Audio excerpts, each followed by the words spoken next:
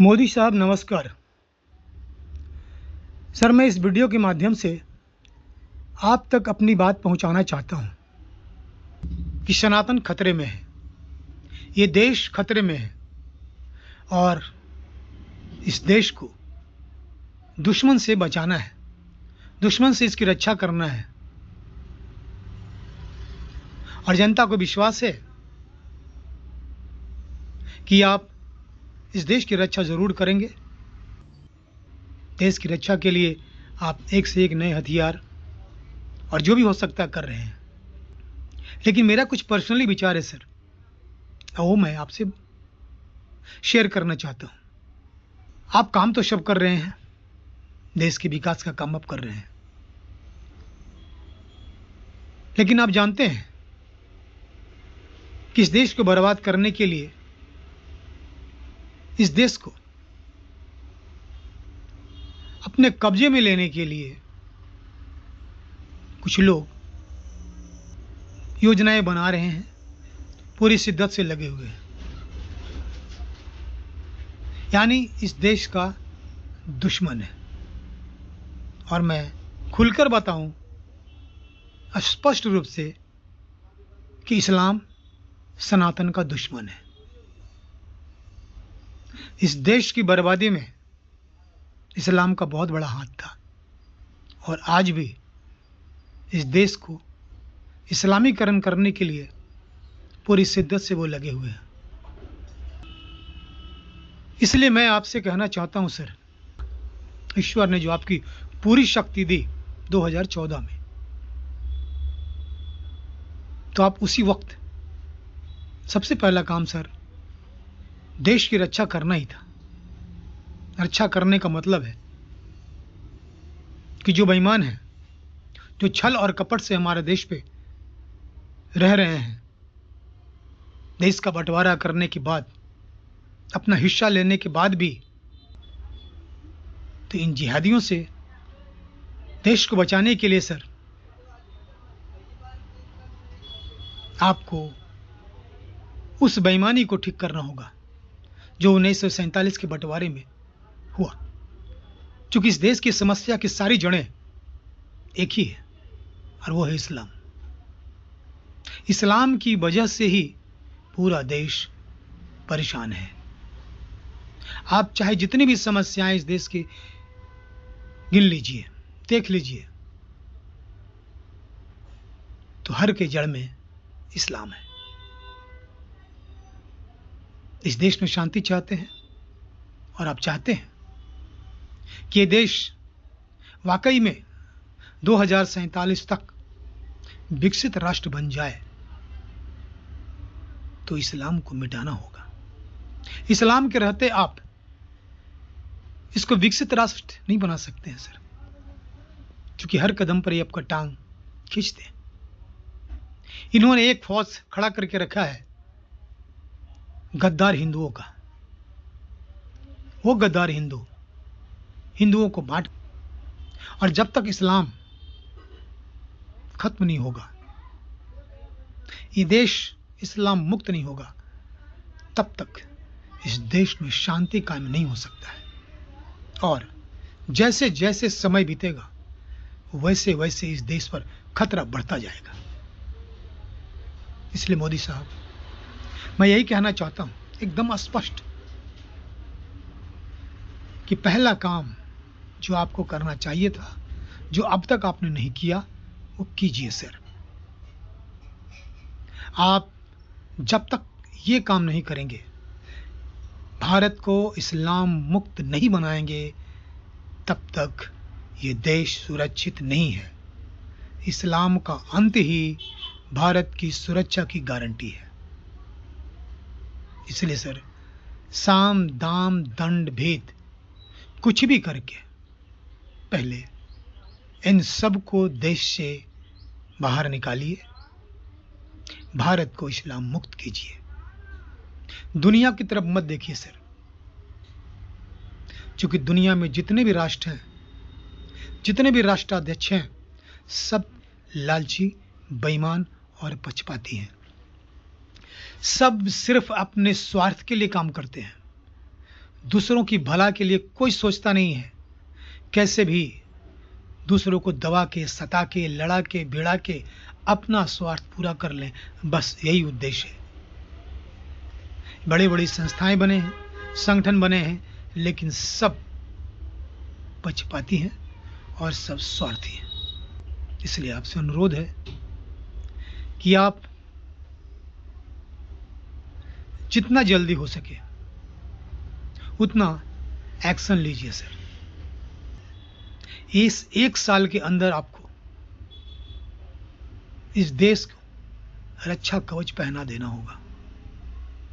आप पूरी दुनिया उठाकर देख लीजिए सर, जहां जहां इस्लाम गया तहां तहां लोग परेशान हैं, क्योंकि इनका उद्देश्य ही है पूरी दुनिया पर कब्जा करना। और उसके लिए ये बहुत ही बड़े शातिर तरीके से देश में घुसते हैं, धीरे धीरे अपनी जनसंख्या बढ़ाते हैं और जनसंख्या के बल पर उन देशों पर कब्जा करते हैं। अपने ही देश की हालत देख लीजिए। मौर्य साम्राज्य में कहां तक विस्तार था अपने देश का, और आज सिमट कर कहां तक आ गया है। पाकिस्तान तो आपके सामने ही बटा, आपने देखा। और आज भी इस्लाम किस तरह से हिंसा कर रहा है हिंदुओं पर। कश्मीर हिंदूहीन हो गया। बंगाल में आपके सामने 2 लाख जनता, वहां से छोड़ना पड़ा हिंदुओं को अपना घर बार, मुसलमान आकर बस गए। कितनी हत्याएं हुई, कितनी मां बहनों की इज्जत लूटी गई, और यही सिलसिला चलता रहा। तो ऐसे ही थोड़ा थोड़ा करके वो पूरे देश पर कब्जा कर लेगा, और जब उनकी संख्या बढ़ जाएगी तो फिर महाभारत होगा। तो सोचिए कि क्या होगा उस वक्त स्थिति। इसलिए इसके पहले कि महाभारत की नौबत आए, आप इससे अभी इसके बारे में प्लान बनाइए, सोचिए कि भारत इस्लाम मुक्त कैसे होगा, क्योंकि यही आपका पहला और आखिरी काम है सर।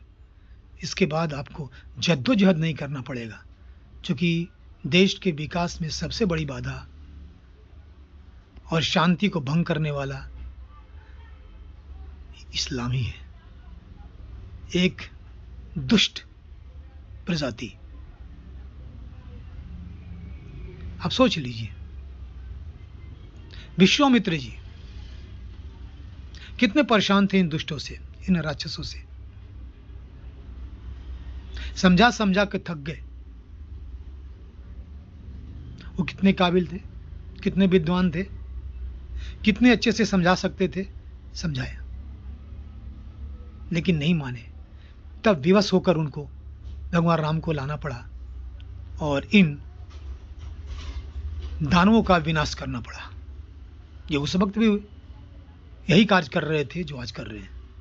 आश्रम के इर्द गिर्द जितने भी वनवासी थे, उनके घरों को आग लगाना, उनके बहू बेटियों को उठाकर ले जाना, उनकी संपत्तियां लूट लेना, छीन लेना, हत्या करना, यही काम उस वक्त भी था, जिसे देखकर विश्वामित्र जी को फैसला लेना पड़ा और राम लक्ष्मण को लाकर इन सब का संहार करना पड़ा। तो सर, आपसे यही निवेदन है, मैं यही कहना चाहता हूं कि आप विश्वामित्र जी से प्रेरणा लीजिए सर, कि दुष्ट समझाने से नहीं समझते। ये प्रजाति ही ऐसी है। आपने कोशिश किया कि इनको पढ़ा लिखा करके ज्ञानी बना दें ताकि इनके समझ में आए और देश के प्रति प्रेम जागे, लेकिन ये जितने ऊंचे ओहदे पर काम कर रहे हैं उतने बड़े पैमाने पर जिहाद फैला रहे हैं। इसलिए ये प्रजाति समझने वाला नहीं है सर। आपको देश को बचाना है, अपनी सभ्यता और संस्कृति को बचाना है, तो इसका विनाश करना ही होगा, इसको देश से भगाना ही होगा। और आप कोई गलत नहीं करेंगे सर। बंटवारे में जो बेईमानियां हुई, जो छल और कपट हुआ है, बस उसको ही ठीक करना है। इन सब की नागरिकता खत्म, सारी सुविधाएं बंद, और इनको आउट कीजिए इस देश से। इंदिरा गांधी ने इमरजेंसी लगाया था अपनी स्वार्थ के लिए, और कितनी गंदगियां फैलाई इस देश में। हिंदुओं को कमजोर करने के लिए क्या क्या नहीं किया। राष्ट्रभक्त नेताओं को जेल में डाल दिया और दुनिया भर के कानून इन जिहादियों को ताकतवर बनाने के लिए बनाया। इसलिए सर मैं आपसे कहता हूं कि आप भी एक बार इमरजेंसी इस देश में लगाइए और सेना के हवाले इस देश को कर दीजिए। उनको ये ड्यूटी दे दीजिए कि सारे जिहादियों को इस देश की सीमा से बाहर निकाल दे। सर ये मौका है, बार बार ये मौका नहीं आता। अभी भी आपके हाथ में समय है, मौका है, चांस है, ये कीजिए। नहीं करेंगे तो बाद में पछताना पड़ेगा, क्योंकि हमेशा आप इस देश का प्रधान बने नहीं रहेंगे। समय हमेशा एक समान नहीं रहता है। आपको मौका दिया, आप मौका चूक गए, और उसको मौका मिलेगा तो जरा भी नहीं चुकेगा, एक पल नहीं चुकेगा सर। बैठते ही इस देश के विनाश के लिए जितनी योजनाएं हैं बनाएगा और कर डालेगा। जब आपके सामने, आपके रहते हुए जिस जिस राज्य में उसकी सरकार है, क्या क्या योजनाएं बना रहा है, क्या उल्टी सीधा कानून बना करके देश के हिंदुओं को, सनातनियों को खत्म करने का प्लानिंग बना रहे हैं। देश को बांटना चाह रहा है, देश की जनता में आपस में लड़ाना भिड़ाना चाह रहा है ताकि सनातन टूट कर बिखर जाए। आप के सामने सब हो रहा है सर, और आपकी राजनीतिक व्यवस्था, ऐसी व्यवस्था किस काम का जो अपने देश को बचा न सके, अपनी आंखों से टूटते हुए बिखरते हुए देखता रहे, ऐसी व्यवस्था किस काम का।